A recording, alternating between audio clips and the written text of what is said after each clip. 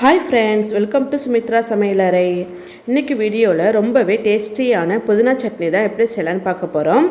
வாங்க எப்படி செய்யலான்னு பார்க்கலாம். இப்போது ஸ்டவ் ஆன் பண்ணிவிட்டு கடாயை வச்சுருக்கேங்க. கடாய் நல்லா சூடாகிடுச்சு.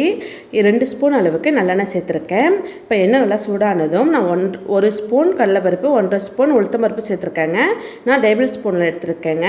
அதை சேர்த்துட்டு மீடியமான ஃப்ளேமில் வச்சு நல்லா வறுத்து விட்டுக்கலாம். இப்போது கடலைப்பருப்பு, உளுத்தம்பருப்பு கொஞ்சம் பாதி அளவு வறுபட்டதும் அது கூடவே நான் 20 சின்ன வெங்காயம் சேர்த்துருக்கேங்க. தோல் நீக்கிட்டு நம்ம சேர்த்துக்கலாம். அதை சேர்த்துட்டு வறுத்து விட்டுக்கலாம். இப்போ வெங்காயம்லாம் பாதி அளவு நல்லா வதங்கட்டும். இப்போ வெங்காயம் பாதியளவு வதங்கிடுச்சு. இப்போ அது கூடவே 4 பல் பூண்டு, சின்ன துண்டு இஞ்சி சேர்த்து அதையும் நல்லா வதக்கி விட்டுக்கலாங்க. இப்போ இது கூடவே 5 காஞ்ச மிளகாய், 2 பச்சை மிளகாய் சேர்த்துருக்காங்க. நம்ம காரத்துக்கு தகுந்த மாதிரி மிளகாயை சேர்த்துக்கலாம். அதை சேர்த்துட்டு நல்லா வறுத்து விட்டுக்கலாங்க. இப்போ இது கூடவே சின்ன சைஸ் புளி சேர்த்துக்கலாம். அதை சேர்த்துட்டு நல்லா மிக்ஸ் பண்ணி நல்லா கலந்து விட்டுக்கலாங்க. இப்போ இது கூட நான் புதினா இலைகள் சேர்த்துக்க போகிறேன். 2 கைப்பிடி அளவுக்கு நான் புதினா இலைகள் சேர்த்துருக்கேன். நல்லா கழுவி சுத்தம் பண்ணிவிட்டு சேர்த்துருக்கேங்க. அதை சேர்த்துட்டு நல்லா வறுத்து விட்டுக்கலாம். புதினா இலைகள் நல்லா வதங்குற வரைக்கும் நல்லா வறுத்து விட்டுக்கலாங்க. இப்போ பாருங்கள், புதினா இலைகள் நல்லா வதங்கிடுச்சு.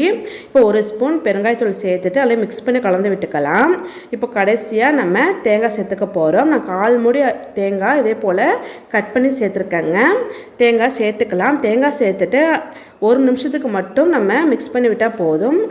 ரொம்ப நேரம் குக் பண்ணக்கூடாது. அதனால் 1 நிமிஷத்துக்கு மட்டும் தேங்காய் சேர்த்துட்டு எல்லாம் வதக்கிட்டு நம்ம ஸ்டவ்வை ஆஃப் பண்ணிடலாம். இப்போது தேங்காய் எல்லாமே நல்லா வதக்கியாச்சுங்க. இப்போது நம்ம ஸ்டவ்வை ஆஃப் பண்ணிவிட்டு நல்லா ஆற வச்சுக்கலாம். இப்போது நம்ம மிக்ஸி ஜாரில் சேர்த்தாச்சு. நான் உப்பு சேர்க்கலைங்க, அதனால் இப்போ நான் உப்பு சேர்த்துக்கிறேன். நான் 1.5 ஸ்பூன் அளவுக்கு உப்பு சேர்த்துருக்கேன். நமக்கு தேவையான அளவுக்கு உப்பு சேர்த்துக்கலாம். அதை சேர்த்துட்டு கொஞ்சமாக தண்ணி சேர்த்துட்டு நல்லா அரைச்சி எடுத்துகிட்டு வந்துக்கலாங்க. இப்போ பார்த்தீங்கன்னா நல்லா அரைச்சாச்சு. நான் கெட்டியாக அரைச்சி எடுத்து வந்திருக்கேன். இப்போ வேற ஒரு பாத்திரத்தில் நம்ம மாற்றிக்கலாம். இப்போது சட்னியெல்லாம் நம்ம வேறு ஒரு பாத்திரத்தில் மாற்றிட்டோங்க. இப்போ நான் கொஞ்சமாக தண்ணி சேர்த்துட்டு நல்லா சட்னி பதத்துக்கு நல்லா மிக்ஸ் பண்ணி கலந்து விட்டுக்கலாம். நமக்கு எந்த அளவுக்கு திக்னஸ் தேவையோ அந்தளவுக்கு நம்ம தண்ணி சேர்த்துக்கலாங்க. நல்லா சேர்த்துட்டு நல்லா மிக்ஸ் பண்ணி நல்லா கலந்து விட்டாச்சு. இப்போ நம்ம தாளிச்சிக்க போகிறோம். நான் ஒரு கடாயில் எண்ணெய் சேர்த்துட்டு கடுகு, கருவேப்பிலை மட்டும் போட்டு தாளிச்சிட்டு இதில் சேர்த்துக்கிறேங்க. நான் பெருங்காயத்தூள்லாம் சட்னியில் சேர்த்தாச்சு. அதுக்காக நான் இது போல் தாளித்து சேர்த்துட்டேங்க. அவ்வளோதான், ரொம்பவே டேஸ்டியான புதினா சட்னி ரெடி ஆகிடுச்சு. இதே போல் நீங்களும் செஞ்சு பாருங்கள். இந்த வீடியோ பிடிச்சிருந்தால் மறக்காமல் சப்ஸ்கிரைப் பண்ணிக்கோங்க. லைக் பண்ணுங்கள், ஷேர் பண்ணுங்கள், கமெண்ட் பண்ணுங்கள். தேங்க்யூ.